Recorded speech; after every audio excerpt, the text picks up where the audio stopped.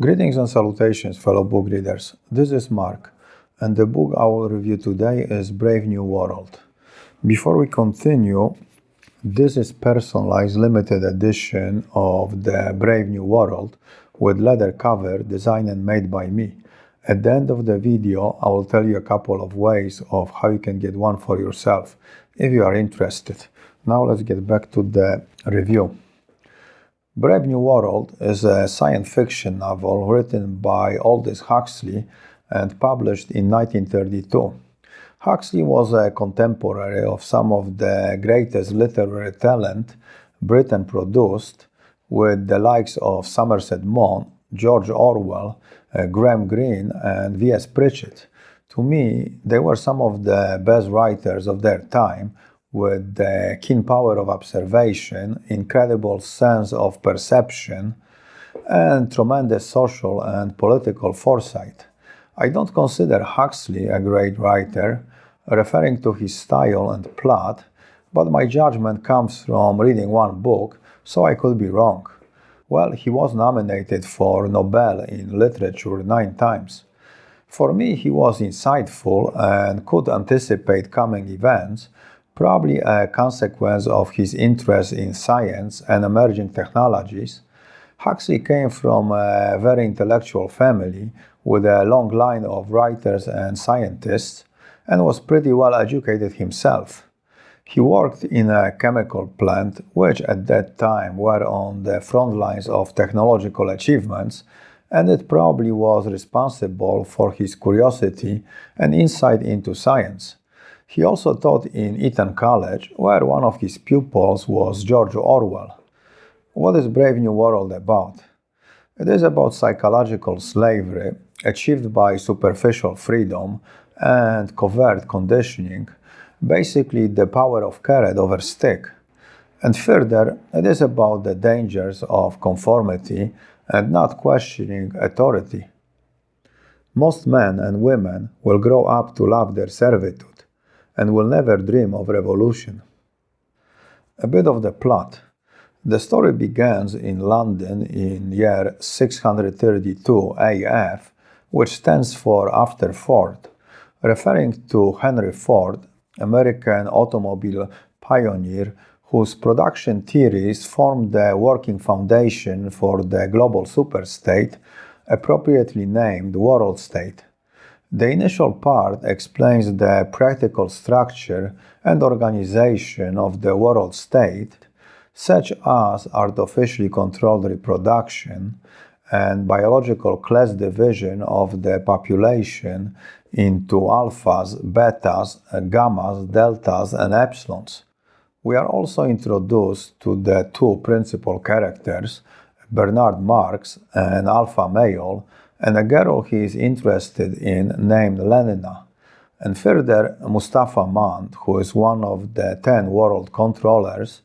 The controllers are type of political leaders responsible for different regions of the world, and for Mand it is Western Europe. In the following part, Bernard takes Lenina on a trip to a native reservation in New Mexico, where they observe so-called naturally born people. There they meet Linda, who like them was a citizen of the world state, but was accidentally left behind a couple of decades before.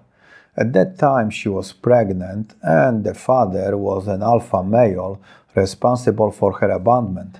Later she gave birth to a son she named John, who is very different physically from the locals and obviously an alpha male like his biological father. Bernard decides to take him and Linda back to London, and once back in the civilized world, both John, who occasionally is referred to as Mr. Savage, and Linda have to face challenges trying to adapt to their new lives, and are forced to deal with the imperfections of the perfect world they were brought to, which leads to some tragic consequences for them, and psychological awakening for Bernard. And that's the basic plot. What are my thoughts about the Brave New World? The book initially seems a silly science fiction story, and as it progresses, the plot doesn't get much more serious, It continues as a portrayal of this corny and mundane future world, but Huxley might be doing it intentionally to show the psychological degradation of the society. To be fair, many of Huxley's predictions from almost a century ago are present in today's society, which makes us question how predetermined the trajectory of events and progress forward are. Does society evolve within certain limits so the future is somewhat predictable? The answer seems to be yes. That's why there always were people who could predict the general path of the coming crisis and social developments. If you can combine current events with historical patterns, you can get a decent picture of what will happen in the future. This relates a bit to George Orwell's famous quote from 1984: "Who controls the past controls the future. Who controls the present controls the past." Brave New World is often called a dystopian novel, but Huxley himself called World State a bad utopia. I think a true dystopia is portrayed in 1984, but both novels are somewhat related.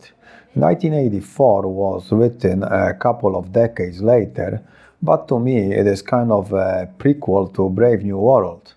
The dire human conditions described in 1984 seem unsustainable and probably eventually would stimulate the creation of something similar to the world state.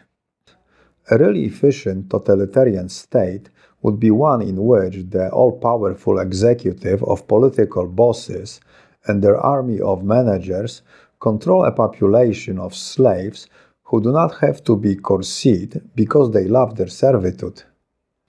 Of course, there's always the possibility of some type of reset, natural or human caused, which would take us back a few decades or centuries and hinder the arrival of the utopian world state. And the reset becomes more probable as the speed of change increases. Maybe it is nature trying to protect us from ourselves, since it is obvious from history that we are our worst enemies. We seem to have this need to constantly try to improve on nature and put ourselves in direct competition with evolution. But ironically, this might be the part of the evolution itself. In the book, the world controller is convinced that all of it is done to protect the society. But the question is, to protect from whom? Nature or ourselves? We are not our own any more than what we possess is our own. We did not make ourselves. We cannot be supreme over ourselves. We are not our own masters. In contrast to Brave New World, oppression in 1984 is based on the external factors such as forced submission and idolatry, which would create physical resistance as seen in any type of the past or present dictatorships. On the other hand, elements of control in Brave New World are more internal and subtle, such as self-worship and addiction.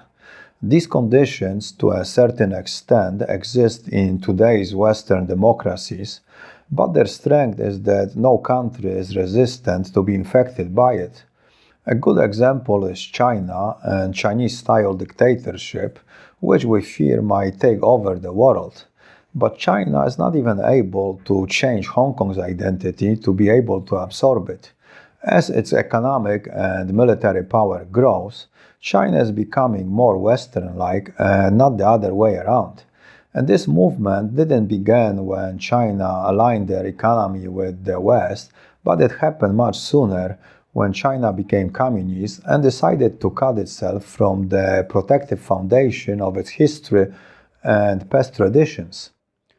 China has been infected and is now trying to simultaneously use and defeat the very same force, but it is too late. China has already lost the identity war. This illustrates the shock between something obvious, but usually short-lived, such as the brute force of external dictatorship, and the subtle and vague, but very effective and persistent influence of cultural change in Brave New World. You rule with the brains and the buttocks, never with the fists. I think one world united under some form of dictatorship is unavoidable as we and our society evolve and the population and our destructive power increases. Further, I would guess that some controls implemented during the coronavirus affair will eventually become permanent under the excuse of preventing any future global disasters. Or if not, we will descend into such chaos, of which there already were some signs, that people themselves will beg for some strong authoritarian laws and leadership able to restore some type of global order. The only certainty of life is change, and the most significant change is slow and subtle because it creates a lasting but initially undetectable shift. Probably the most significant gift the 21st century brought us is the death of democracy. To be fair, democracy has always been relative and somewhat based on an illusion, but now, for most people, even the illusion has evaporated. Many politicians probably know this, but will not admit it and try to keep the mirage alive for the sake of their own power. We can take the US as an example. I don't care what party is in power, they both are becoming more authoritarian. And as I mentioned before, this is our inevitable future as our reality changes and becomes more complex. The problem of democracy is that it is a slow reacting animal, and as the speed of our advancements increases, so will the need for speed of our reactions to them. And the beauty of one man or idea in charge is that it can make decisions promptly, unlike the large collective. Brave New World basically describes a dystopian, authoritarian state where the dictator is the self-feeding and self-fulfilling idea of knowing what is best for the society to secure its continuity. It is an unemotional collective of robot-like humans where everything is justified by the well-being of the society. The society of the world state is divided into strictly defined classes, just as the earlier world was, but the divisions are not based on race or wealth, but biology, and because of it, any individual movement between classes is impossible. There are alphas who are the elites that run the world, then there are betas who are basically there for the entertainment, and the rest and most of the population falls into gammas, deltas, and epsilons, which are destined for physical work and are pretty disposable. I found curious the names Huxley chose for his main characters, Bernard Marx and Lenina Crown, which might be a play on Marxism and Leninism, and Huxley might be implying that the Brave New World is an outcome of the application of Marxist-Leninist-like theories and ideas over a prolonged period of time. Even though it is Henry Ford, the ultimate capitalist, who is considered somewhat of a father figure of the world state. Perhaps what Huxley is really suggesting is that the future is a mix of both systems, and regardless of which way we choose to go, eventually we will arrive in the exact same place, thus making the Brave New World unavoidable and inescapable. A bit more about the protagonists and the possible meaning of the names Huxley picked for them. Bernard Marx is an interfering observer and theoretical instigator, kind of like Karl Marx, and his target and ticket to fame is Mr. Savage, who represents the discarded and abused and looked down on members of the society. Lenina is somewhat influenced by Bernard Marx and impacted by Mr. Savage. It is difficult to compare her to Lenin because she lacks his leadership abilities and critical thinking. She seems more as one of his loyal followers and a product of his influence. This is my interpretation, and I might be stretching a bit some of Huxley's intentions. The world state itself is boring, mechanical, and uneventful, Nobody visually grows old, and there is no stimulation caused by the emotional up and downs. And human procreation is done artificially with controlled output. Mass production applied at last to biology. And that's where Henry Ford and his assembly line technology relates to the story. The world state is not new and original, but a futuristic version of the present and the past. It is not even about the world, but rather the people in it, which fundamentally have not changed. The prevailing idea of the book is dumbing down and control of the population, which is not new. The only change is the method.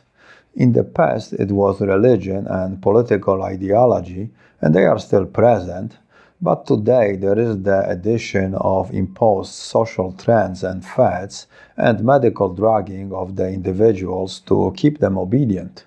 World state and historical dictatorships have many common elements, occupying time with pleasurable and unimportant activities and encouraging ignorance of the population by discouraging education through destruction of books and drugging people with alcohol or synthetic drugs.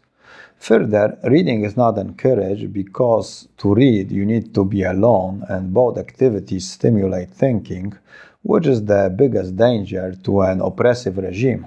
In the latter part of the book, the director has a somewhat philosophical conversation with Mr. Savage and discloses to him some theories behind the practical applications used in the world state, and indirectly states that ignorance is bliss and it is easier to control happy and busy people. So there is need to keep the population artificially content and constantly occupied by producing. And if you produce, you need to consume. But individuals who are idle, such as during reading, don't produce nor consume. And this is the circular method behind the theory for the stable existence of the world state. The controller states, everything for stability, because without stability there is no civilization. And this need for the superficial stability is the justification for everything being done to the population of the brave new world. It is essentially Machiavelli's the end justifies the means, and sacrificing the individual for the collective. To sum it up, Brave New World is not something that can be considered good literature. I don't care how generous you are. There is no beautiful prose, no fascinating characters, nor grasping plot. What Brave New World is Huxley's implications, and he stimulates us to reflect on the possible future of humanity as we make social and technological progress. The word progress might not be appropriate to be used since it has a positive connotation, so perhaps a better word would be advance. I would say that the problem with the perfect world is not the perfect world itself, but the fact that humans are flawed and can't be used as building blocks for some theoretically perfect and precise utopian world. The proof is in the Marxist theories, which failed to materialize long-term every time they were applied. Further, the book might be taken as a warning about the dangers of allowing centralization of power as a solution to our fears, and consequences of Pavlov-like conditioning and control mechanisms applied to individuals, and also loss of freedom of choice by being given limited and superficial choices, and basically going against nature, human nature. Brave New World might even open your eyes to the subtle, intentional, or maybe unintentional changes being implemented by the politicians and in general people who are in power, the alphas, and their effect on the contemporary population. Okay, let's talk about the physical book. The book I am holding is a paperback which I transformed into hardcover leather-bound edition. To make the cover, I use grade A, naturally tan hide I buy from a tannery in North Spain, It is the same leather Louis Vuitton uses to make his bags, so it is top quality. I do all the processing of the leather myself. First, I designed the cover, which what I did here, I found this futuristic image from the 1960s where a man and a woman enjoy a view of the outside natural world from the comfort of their high-tech habitat. And it reminded me of Bernard's and Lenina's trip to New Mexico. This is the bag with the blurb, and inside front cover I printed a quote from the book. If you want to see a more detailed video where I explain how I transform paperback into leather-bound hardcover, click on the link in the description. I will make a maximum of 100 editions of each title. Each one will be numbered and initialed, and the numbers will go in chronological order from 2 up, since number 1 stays with me. The price will be around $100, so if you would like me to make one for you, you can click below on my email and send me a message. I do not guarantee I will do it, since it will depend on the time I have available, access to leather, and if I can get my hands on the copy of the book. Now, if you're not willing to spend the $100, but you still want the book, what you can do is click below on the PayPal link and donate $3 or more to my channel. And for every 100 donations, I will make a lottery and draw one name, and the winner will receive the book. So if you are cheap but feel lucky, this might be the way to do it. Also, your donations give me the extra motivation to make the book reviews, and I appreciate them very much, so thank you in advance. One more thing, when you make your donation, remember to include the title of the book you would like to win. The book itself is beautiful. Visually, it has a very nice texture, it smells great, and the more you handle it, the more beautiful it will become. And it makes a great gift for yourself or somebody who appreciates books. So if you want one, don't snooze or you might lose. Well, that's it, so let's end it here, and until next time, keep your ear close to the ground and read a book. Adios.